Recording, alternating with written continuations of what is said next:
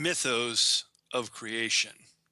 Quote, "The search for reality is the most dangerous of all undertakings, for it destroys the world in which you live." Nisargadatta Maharaja, Indian spiritual teacher. The evolution of the human species will never come to an end. We are not a finished product, but rather a perpetually unfinished process, and as such, a moving target. In our current state, the human condition is not the final word on this matter. We are resilient enough to survive disaster and dynamic enough to redefine ourselves. Human development is in motion as the wave of evolution continues to push us forward. As a collective civilization, it is evident that we have gathered a certain amount of information since the time of Mesopotamia 6,000 years ago until the Age of Enlightenment 150 years ago. From then until 1950, we doubled that amount of information. Then from about 1950 to 1970, we doubled it again. And then again from 1970 to 1980. At present, the constructs of Moore's law dictate that information will continue to double every 18 months. Computational power is now on par with the human brain.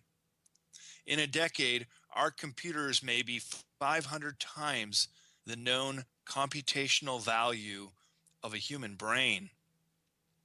As we catapult into the brave new world of sentient computers, a new mythos of creation will be sure to follow. In this examination of human evolution and all of the life sciences, we will need to start at the beginning, when people first began to look inwards. In our world of duality, there are always those select few who wish to share and extend their awareness, and others who are attracted to religious and spiritual themes for the power and control it rests over people. Students of authentic love-based spiritual traditions have sought to offer an alternative to organized political and patriarchal adherence since time immemorial. The impressive history and teachings of the mystics, which include the world's alchemists, philosophers, Gnostics, and secret or mystery school initiates, have strived to interpret the world and pass on spiritual knowledge to their followers. Other esoteric traditions that continued for centuries, such as the Knights Templar, the Cathars, Freemasons, and the Illuminati, for better or for worse, have all had an agenda that benefits their own adherents. Only the truth will stand the test of time. As the creation of a unified world civilization gradually unfolds, hidden agendas, power over people's minds, and control issues will be exposed for what they are and will then fade into the annals of history. The final fragment of the plan is destined to come into play soon, when both factions arrive at a peaceful resolution of their ancient struggle and work together to create a civilization that is the union of both paths. The culmination of human civilization will come into fruition, and all institutions and levels of society will encourage people to complete their spiritual evolution by achieving the goal of the ancient Greek mandate, know thyself, the hierarchy of needs. To better understand the human condition, it is important to be familiar with the fundamental needs of people. In 1943, American psychologist Abraham Maslow developed the concept of a hierarchy of human needs, possibly one of the most well-known and comprehensive human development conceptualizations in psychology. Maslow's hierarchy of needs describes what human beings generally aspire for throughout their lifetimes. This model is often portrayed in the form of a pyramid, where the base levels are identified in the larger sections of the pyramid, where the majority of Earth's people reside. In the base level of safety and security needs, where the focus is on survival, food, and shelter, one is eking out an existence and just trying to stay alive. Next is the level for friendship, love, security, and then moving up to the higher levels of aspiration and human potential. At the top level are the self-actualization needs that come to blossom when a person develops, matures, becomes financially secure, and enters the prime of life. In this hierarchy of needs, to achieve the higher levels, a person needs to strive towards the apex of the pyramid, and suggests that only a relatively few will ever reach this level of higher development. The top of the pyramid, which is the hardest to obtain, is self-actualization. That is, becoming the complete humans we aspire to become, not only in our chosen profession, but the maximization of our creative and altruistic potential, and ultimately, the enlightenment of the individual. For those with the luxury of leisure time to contemplate their position in life, it is indeed a wondrous age to be alive. For those less fortunate, it may still be a period to celebrate our new awakening. The attainment of increased awareness can be independent of leisure time or wealth.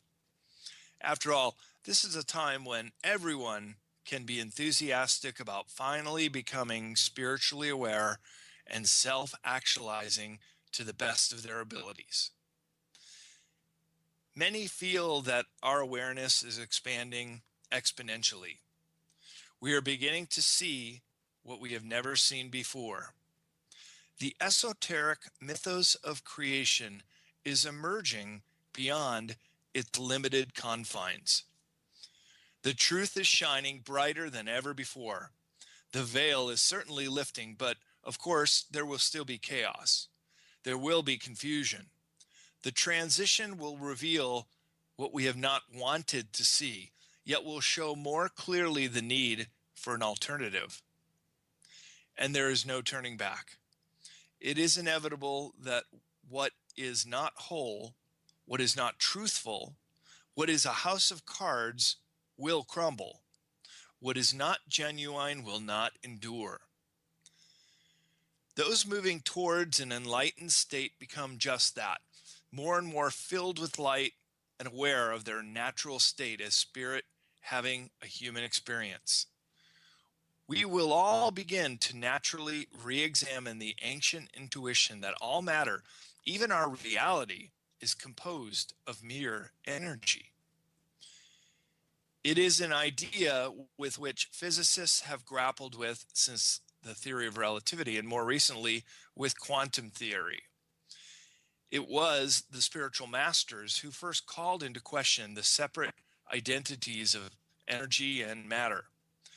The phenomenon of ether, including time and space, are mere crystallizations of mind, as has been discussed by those well-versed in esoteric subjects for centuries.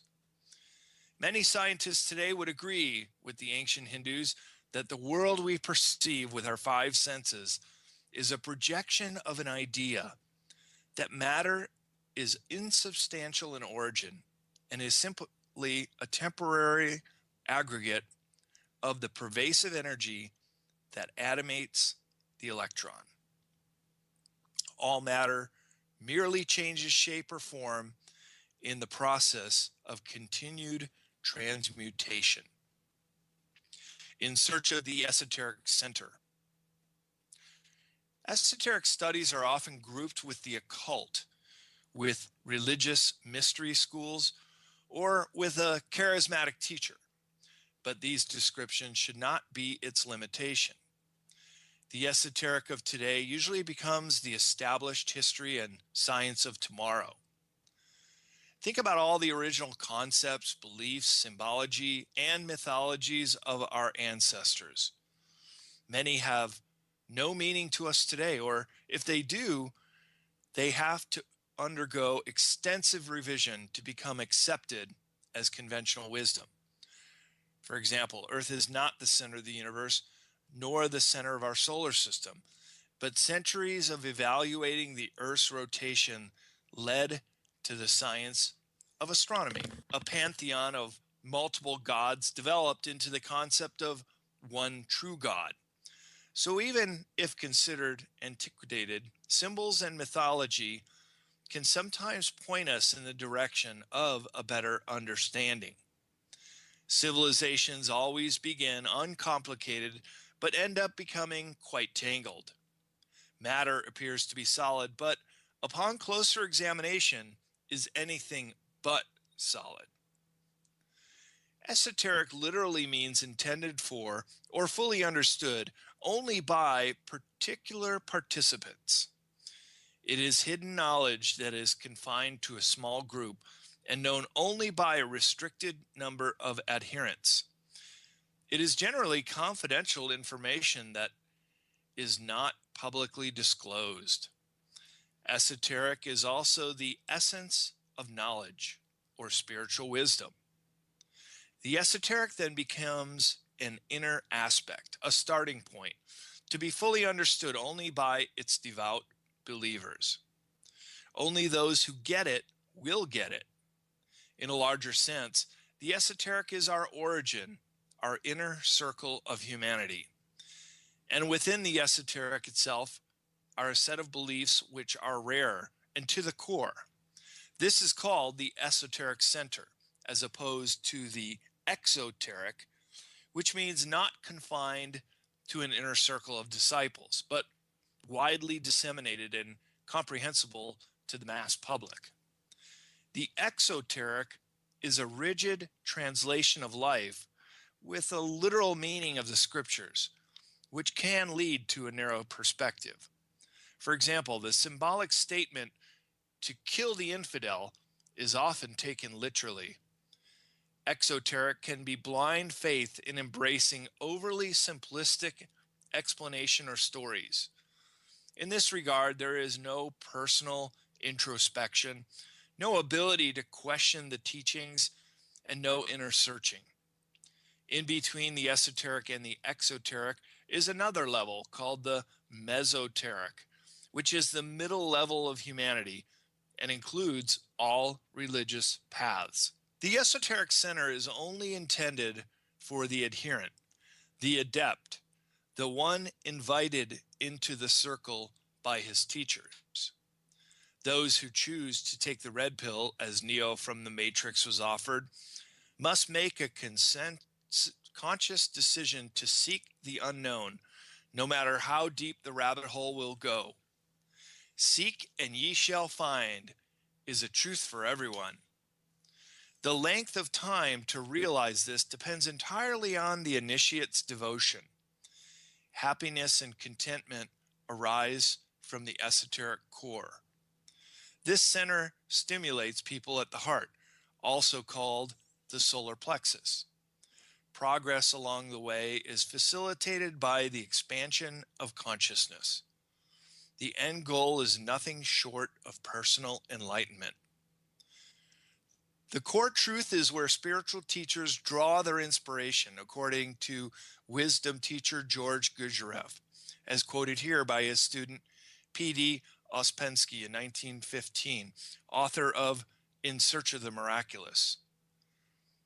Quote, a teacher should not depend on whether he or she knows what they teach, but depends on whether or not their ideas come from actual fact from the esoteric center, and whether the teacher understands and can distinguish esoteric ideas, that is, ideas of objective knowledge from subjective, scientific, and philosophical ideas.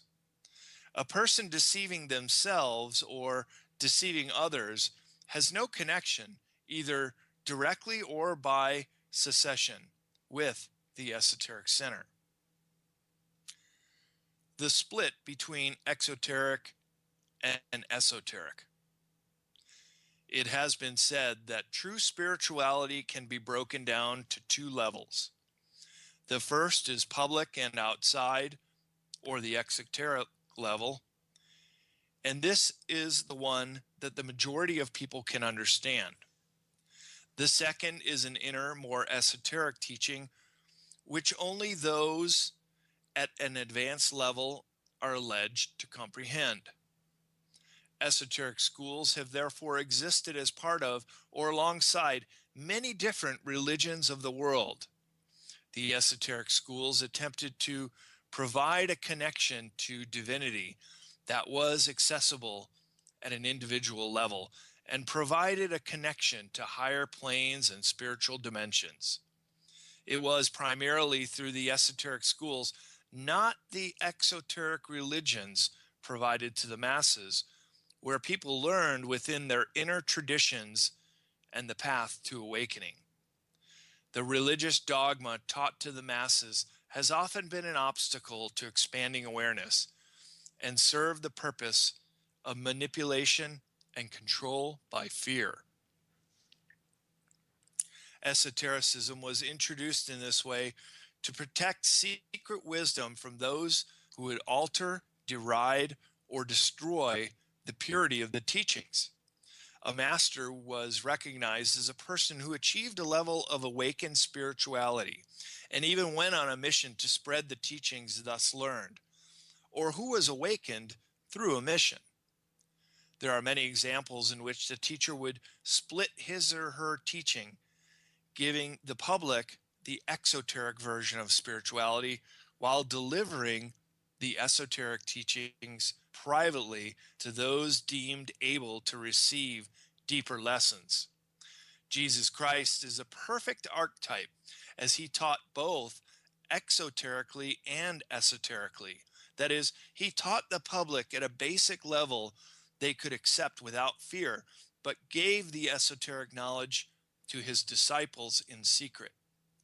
Historically, once the spiritual figure passes away, often the exoteric side of the teaching morphs into an organized religion, while the esoteric practice continues in secret.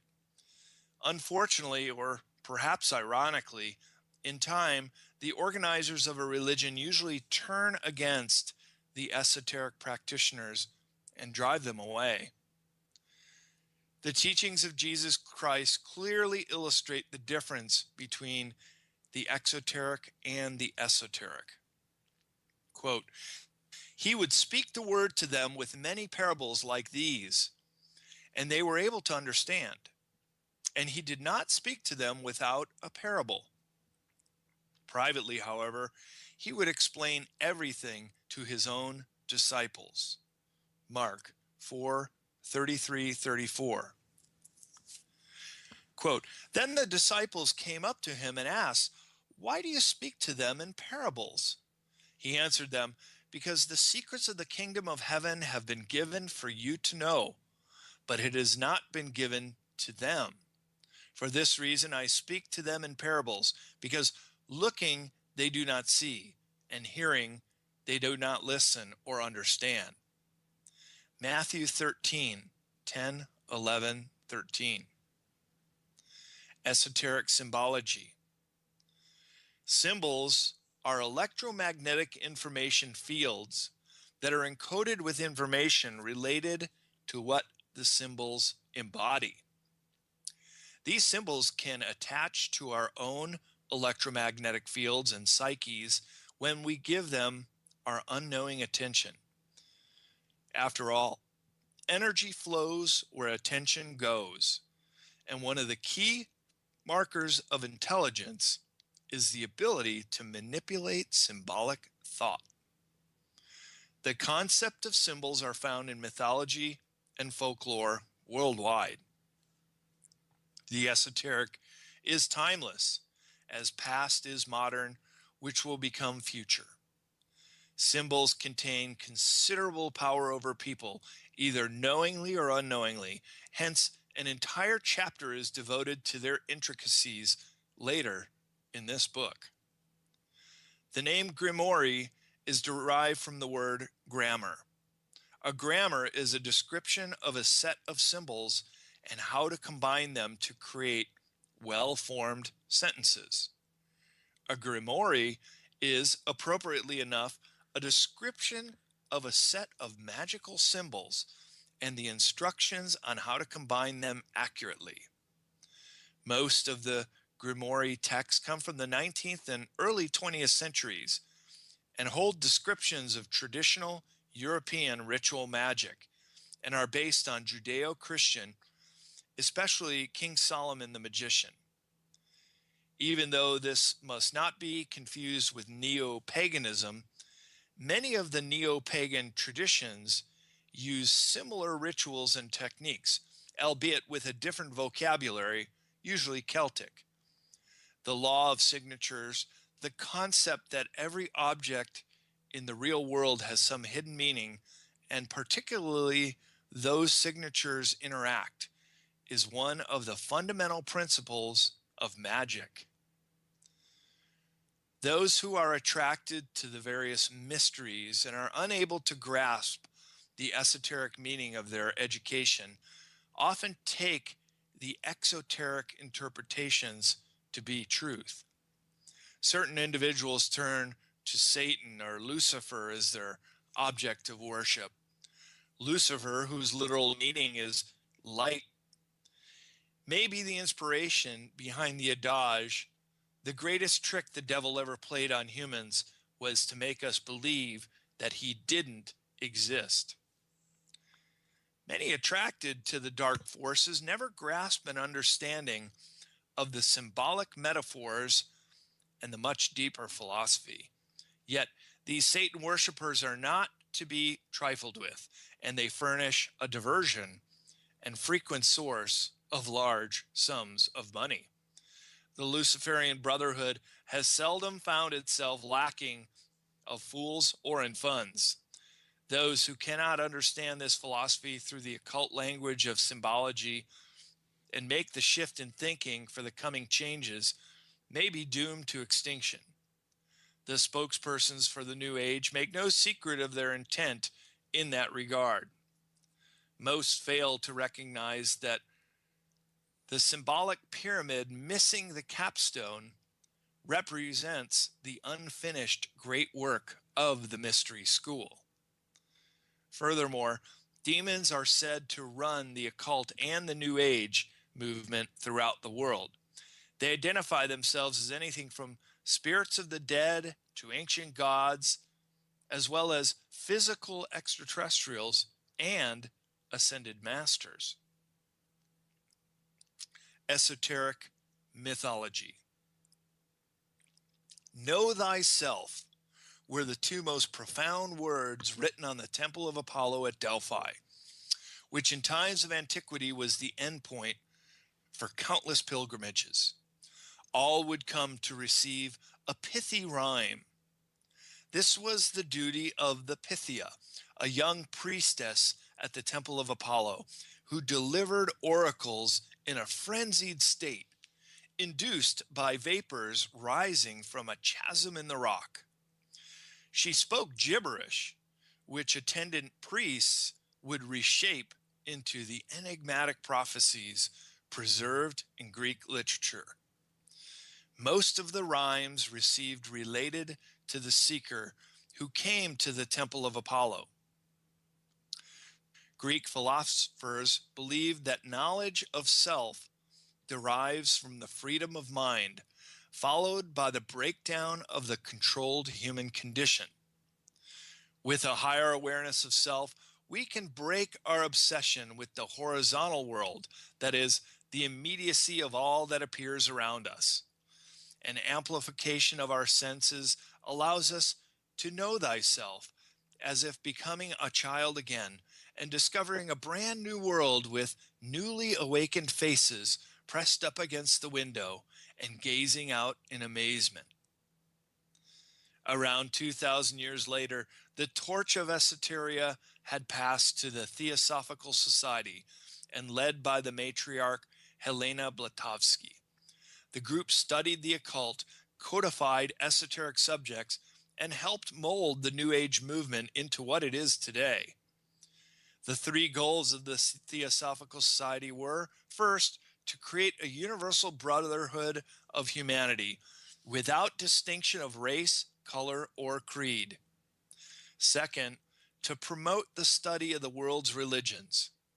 And third, to investigate the hidden mysteries of nature.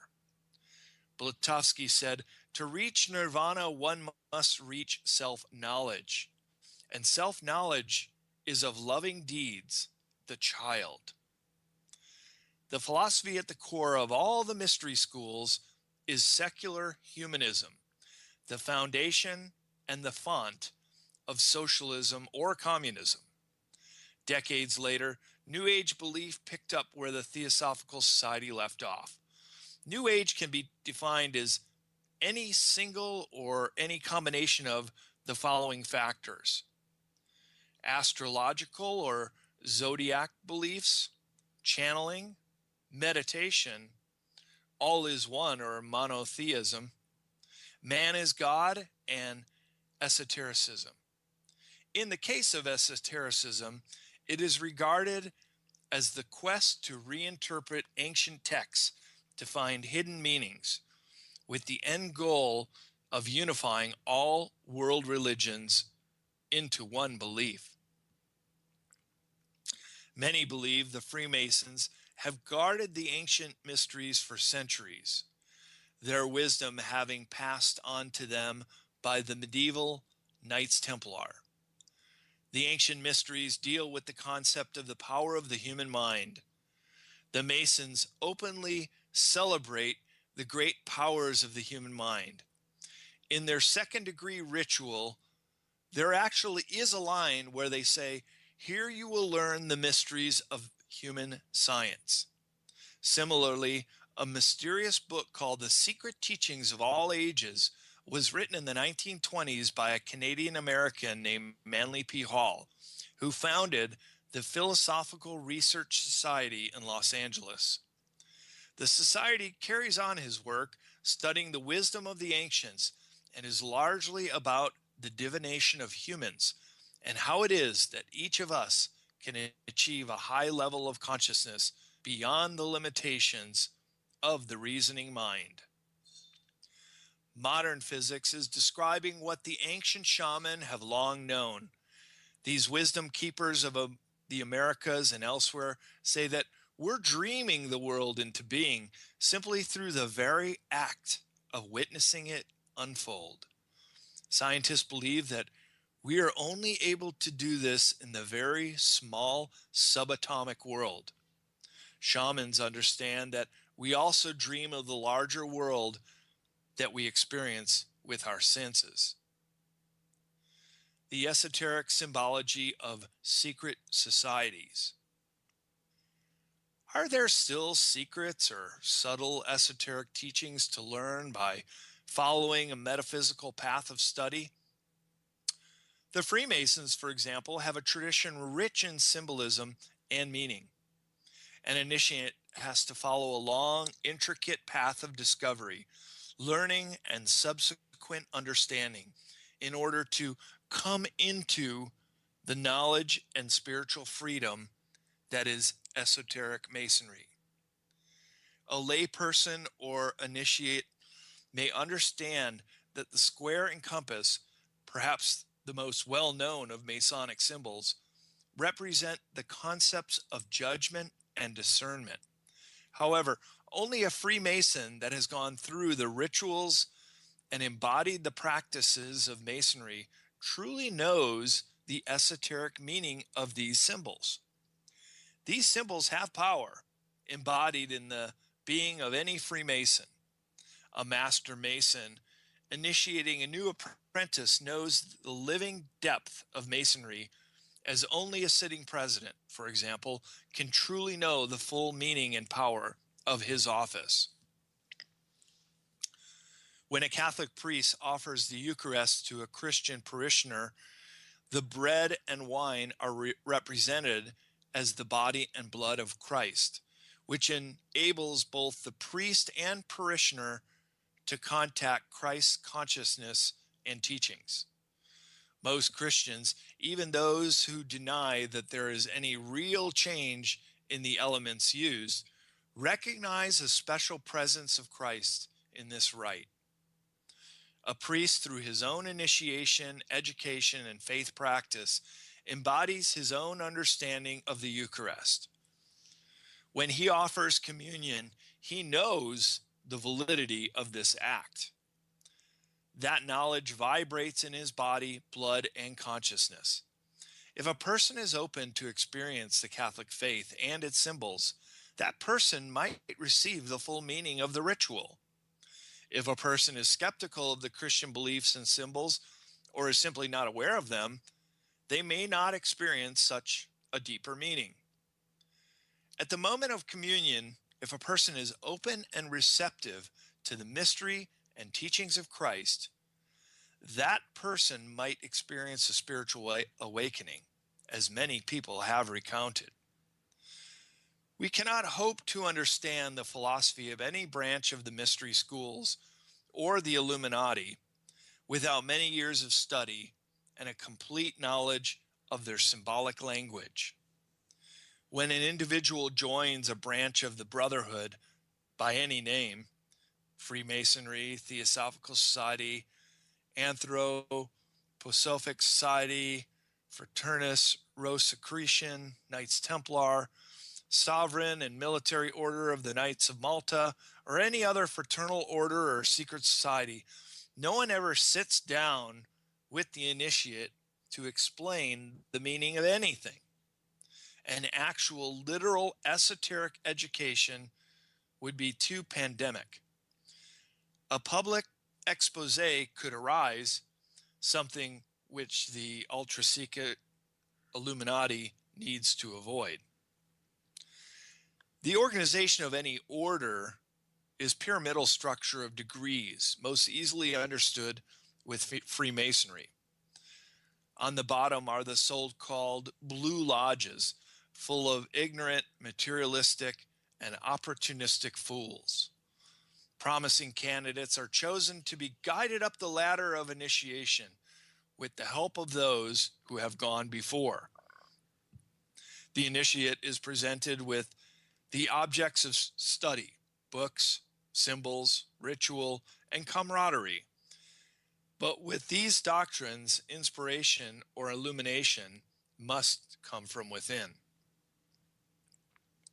To use the Masonic degree of initiation, for example, this secret society provides a new key to ultimate enlightenment at each level, but only for those who can truly understand the rituals and symbols of each degree.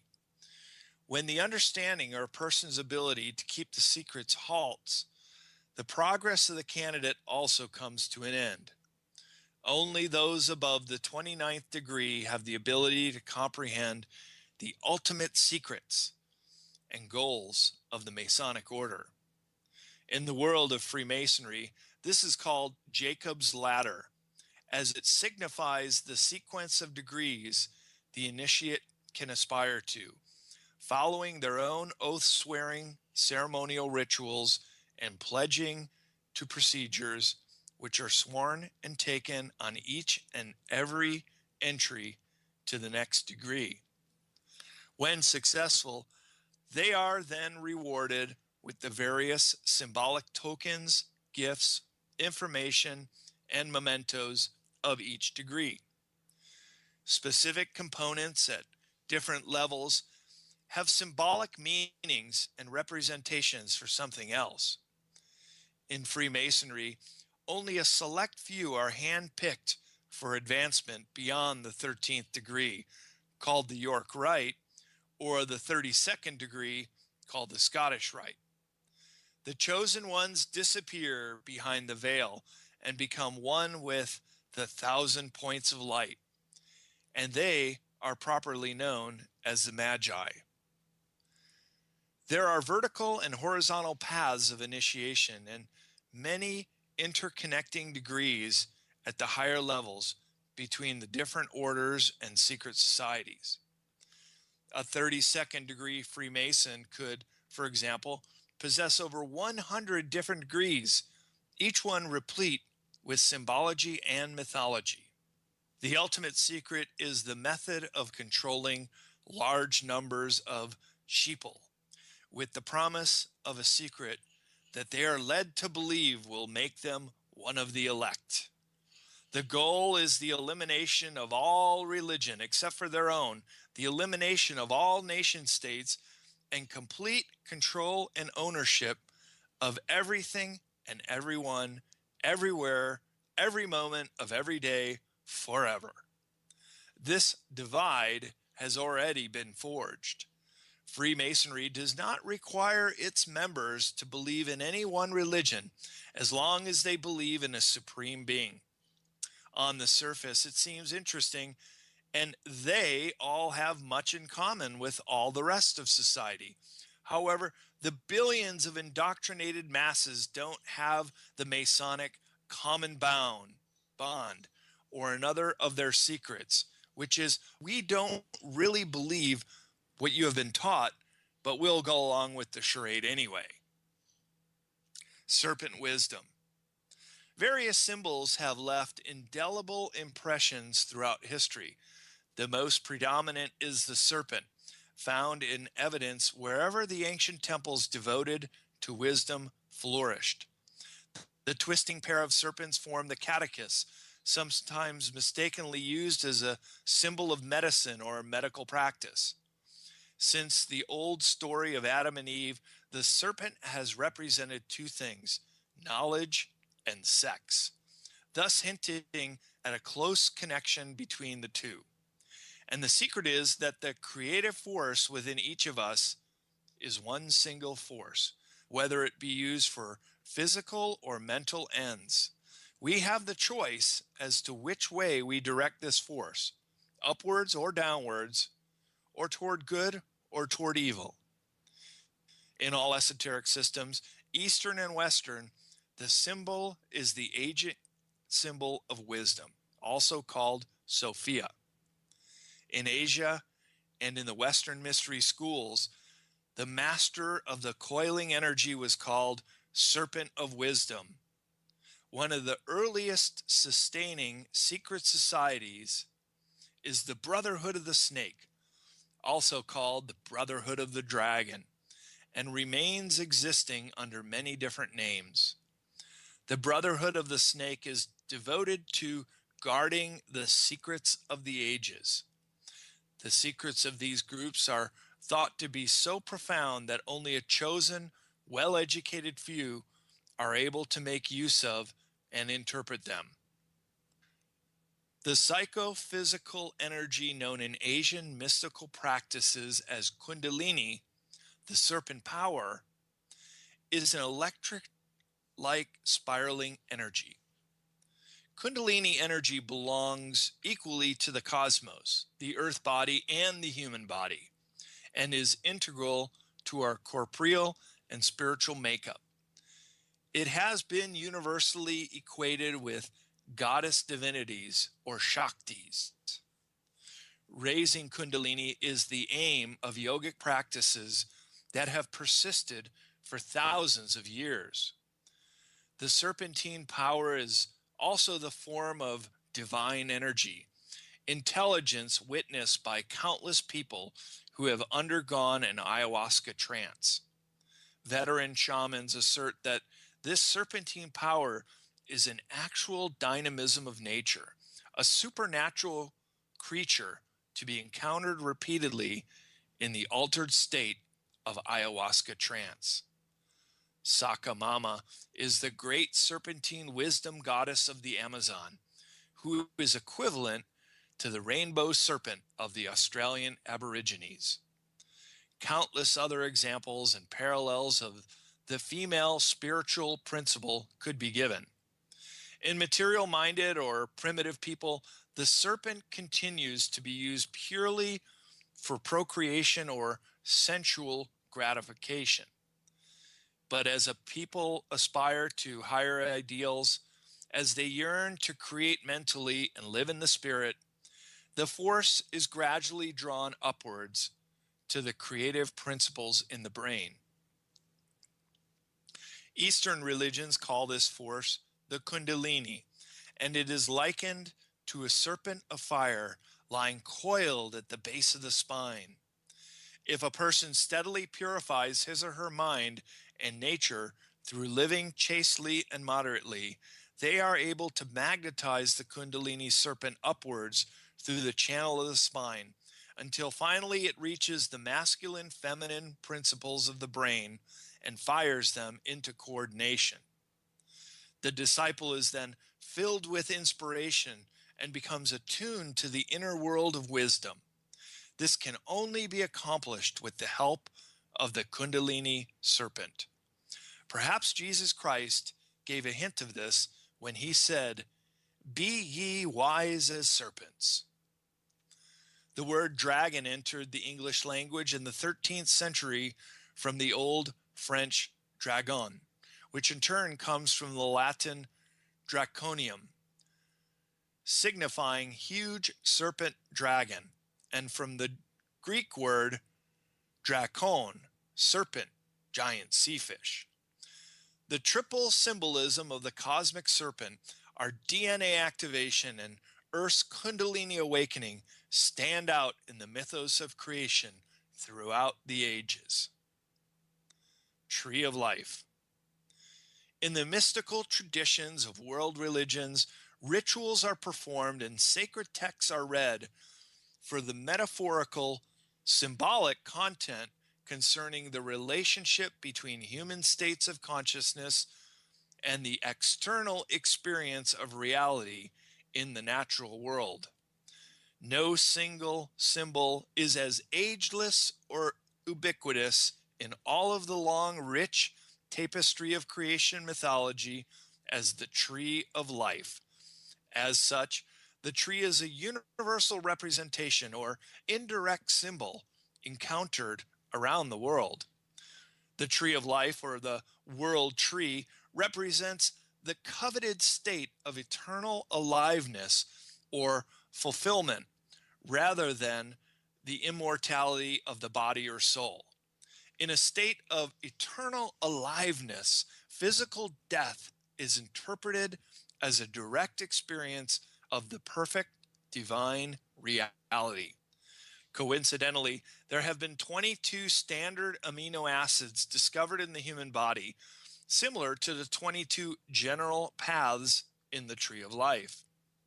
Trees of life appear in folklore, culture, artwork, and works of fiction, often relating to the interconnectedness of all life and immortality.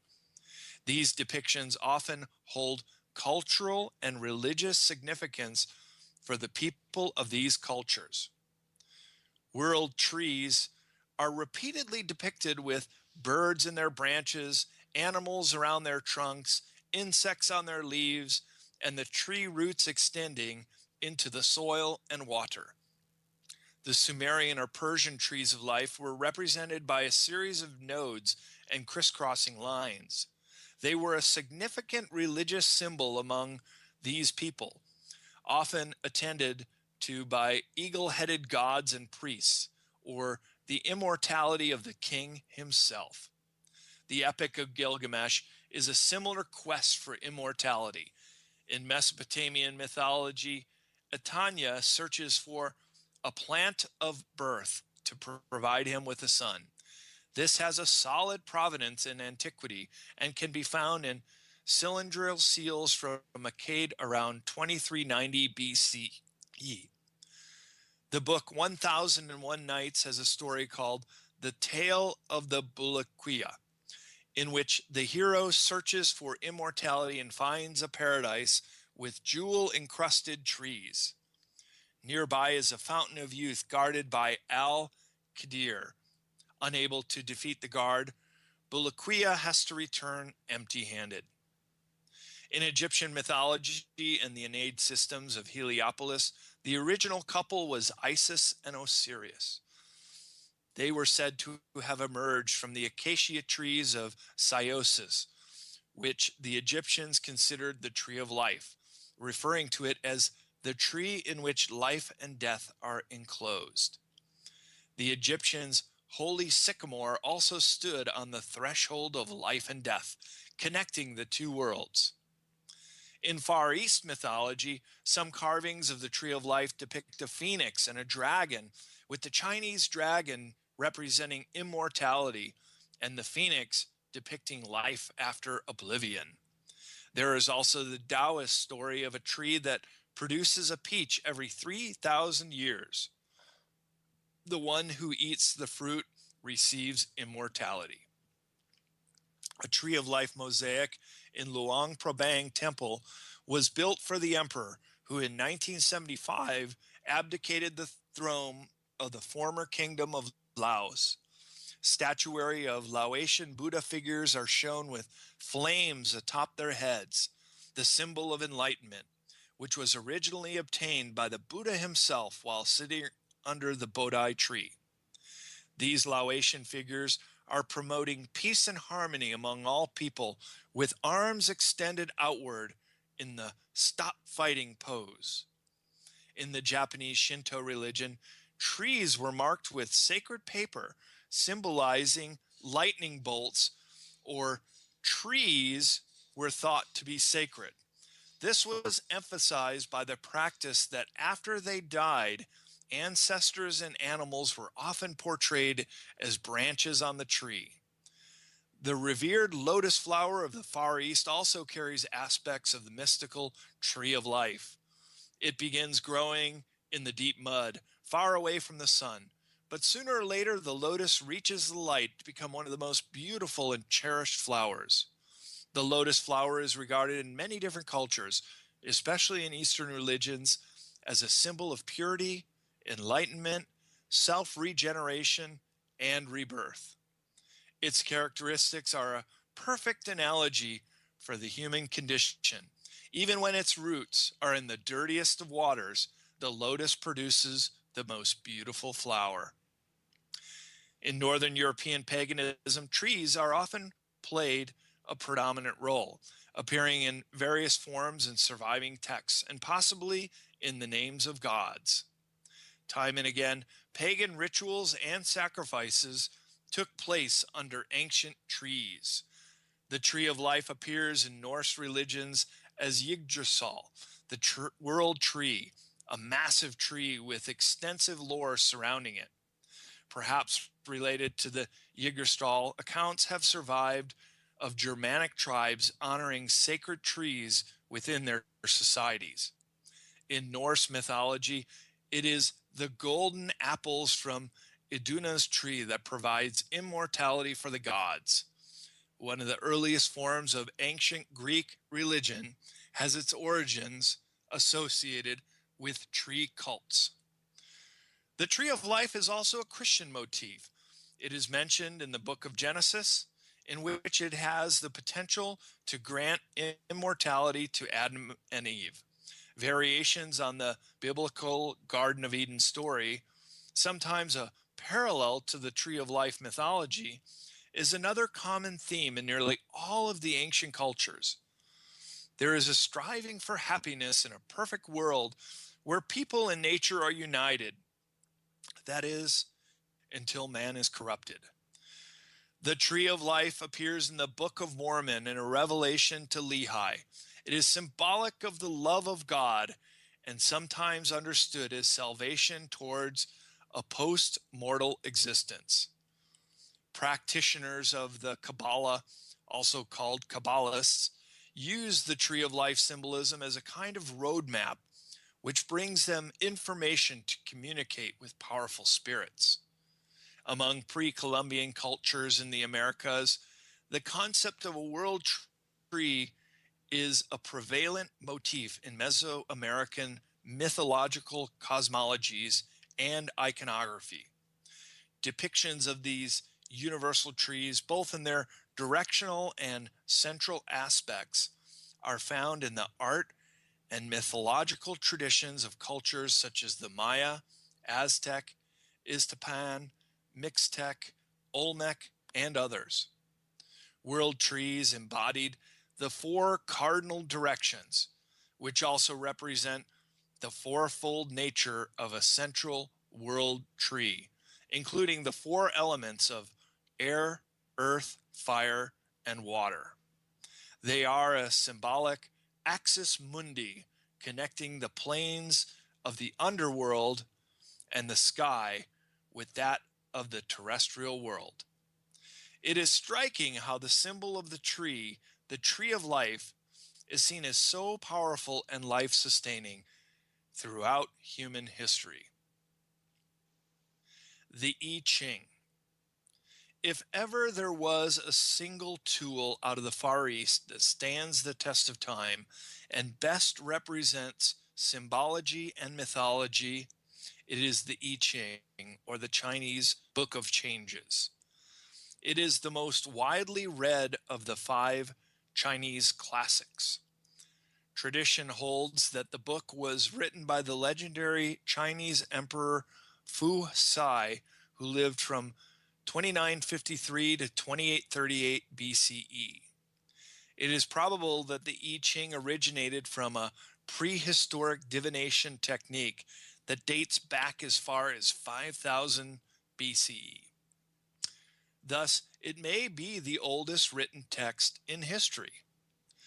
Further commentaries were added by King Wen and the Duke of Chao in the 11th century BCE. An I Ching interpretation is made by making 6 binary decisions, called a hexagram. This is called casting the I Ching. These are written down as a stack of 6 solid or broken lines. This was traditionally done either by tossing yarrow sticks or coins, although there's no reason why the hexagrams cannot be formulated by some other means, such as a computer program. There are actually 4 possible values for each of the lines. There are 2 on and off values, and a line which changes from on to off, or vice versa. Thus, with each casting of the I Ching, the outcome can generate 2 different hexagrams, which adds depth to the interpretation. The sophistication of this method has not eluded modern interpretation, and the 4-valued logic has been compared to the biochemistry of DNA amino acids. Yet, how a Neolithic shaman's divination technique presaged the basic logic of the human genome is one of the ageless mysteries. The I Ching is as relevant today as it was many thousands of years ago. Is astrology a science?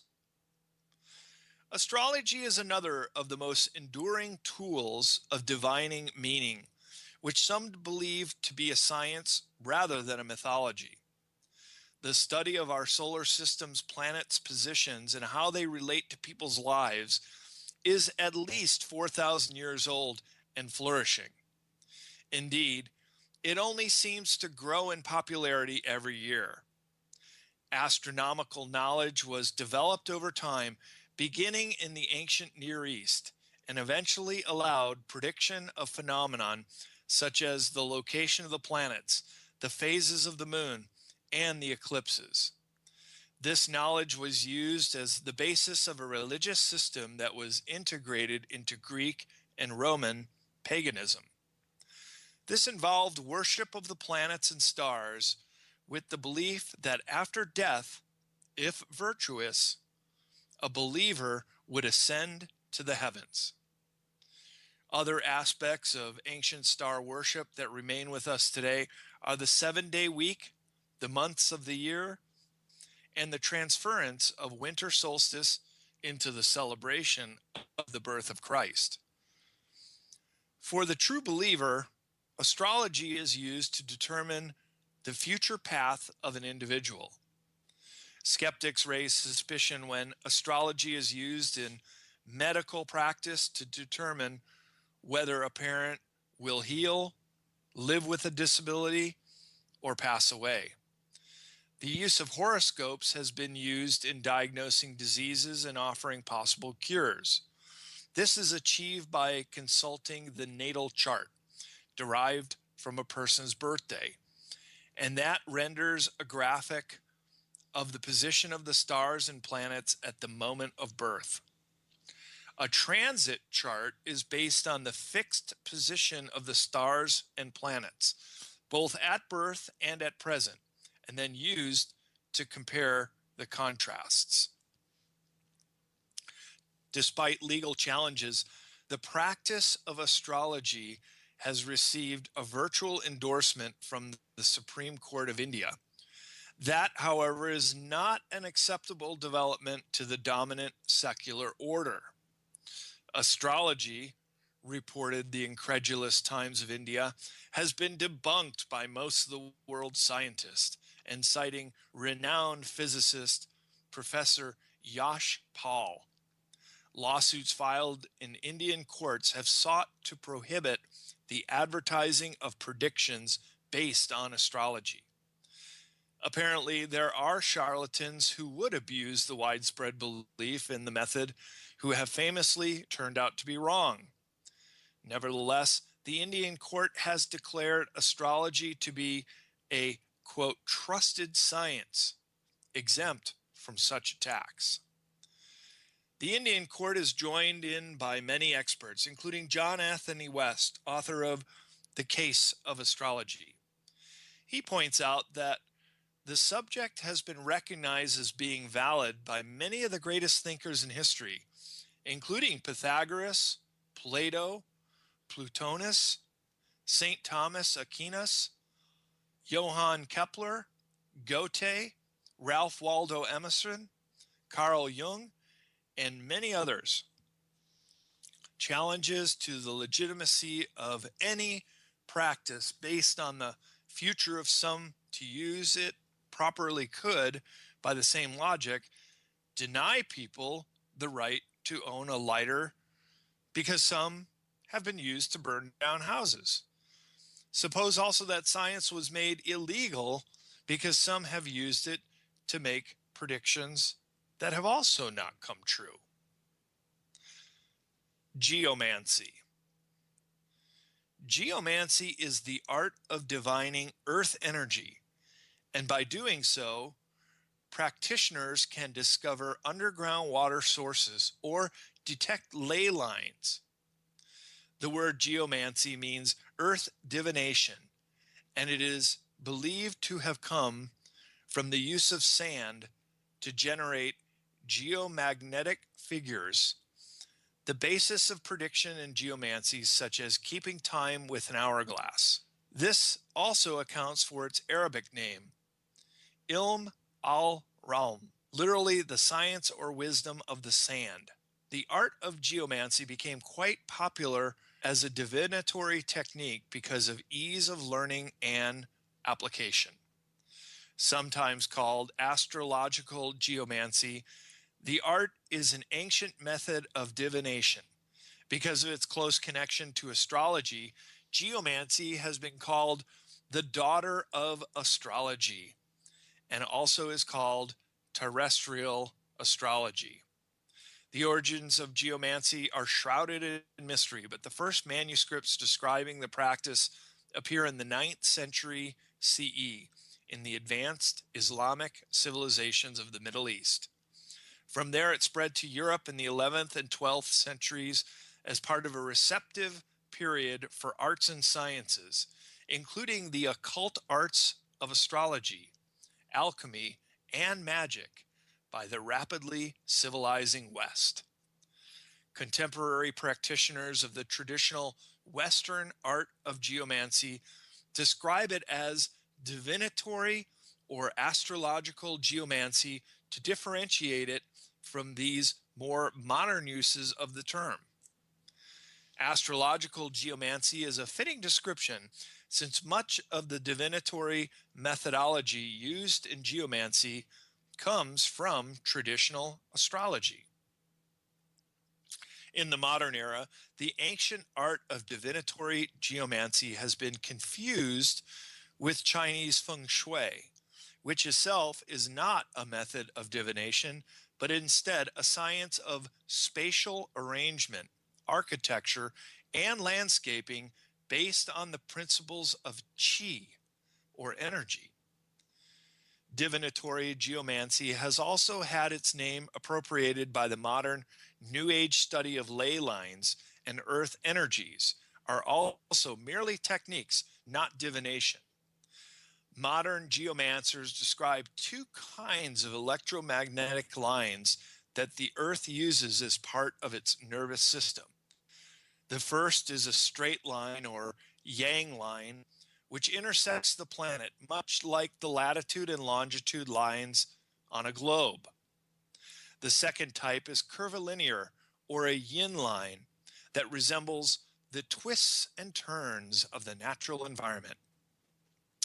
Geomancers have discovered that most of the oldest sacred structures are built upon the intersection of yang lines. Where three or more yang lines cross, one can almost always find a sacred well, place of pilgrimage, cathedral, temple, or Neolithic stone circle. Geomancers believe that where yin lines cross, there is an accumulation of negative energy. People lingering for an extended period of time over intersecting yin lines can feel nauseous or worn down. However, there is no such thing as a good or bad energy line. They're all part of the Earth's regenerating system. Ley lines. The visualization of the Earth's ley paths appear as surrounded by energy lines connecting it to the universe. The concept of planetary energy flows was first articulated by the ancient Greeks as the Gaia hypothesis. In the last century, ley lines were described by Englishman Sir Alfred Watkins. Several decades later, the idea of the noosphere, or mind layer, was advanced by the French priest and philosopher Teilhard de Chardin.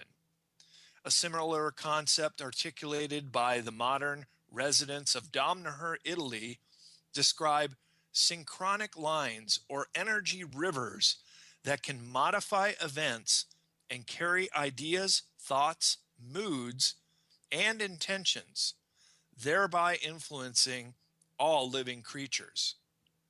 Through the study of geomancy and ley lines, it appears that many ancient sacred sites worldwide are linked together by the planetary grid of energy lines. The precise placement of these sacred places is no chance event. Whether very ancient, like Stonehenge or the Great Pyramids, or contemporary, like Domnarr or the crop circle phenomenon, the very location of these sacred sites are now considered energy acupuncture points on the face of the earth. For example, when mapped out in Europe, it is apparent that successive shrines, temples, churches, cathedrals, and monuments were built on intersecting ley lines. Morphogenic resonance theory predicts that where certain practices are routinely continued, the site becomes imbued with a force field, and a certain spirit or power of place resides at that location. Hence, the earliest prehistoric shrines were adapted by European pagans, which in turn were replaced by the churches and cathedrals of Christianity.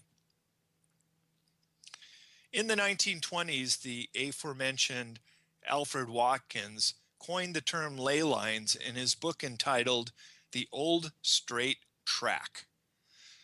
Watkins discovered a huge grid of flowing energy lines connecting ancient sites, pathways, and geographic markers, including mounds, holy wells, ponds, and depressions and hills all over southern England, primarily in Herefordshire.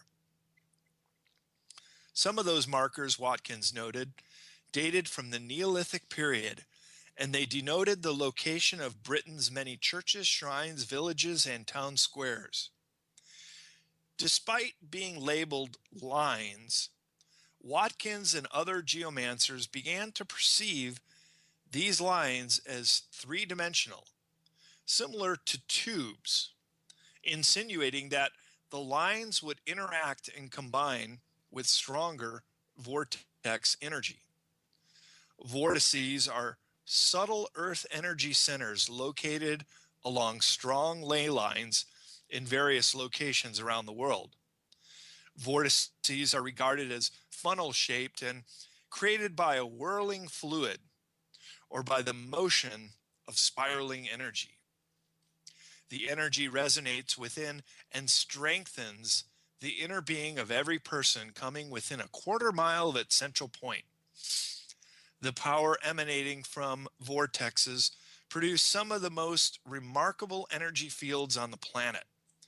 Notable vortexes worldwide are found in Peru, Mexico, Egypt, Italy, Greece, England, India, and Sedona, Arizona.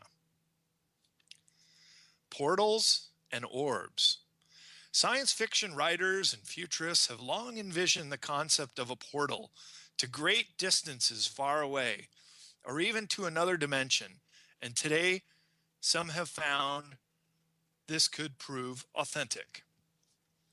In our final look at the mythos of creation in this modern age, scientists have also been trying to discover such a structure in real life. Usually, a portal is defined as an opening through space-time that enables a traveler to move over great distances or over time instantly. In other words, it represents a shortcut or perhaps a guiding pathway to a particular destination.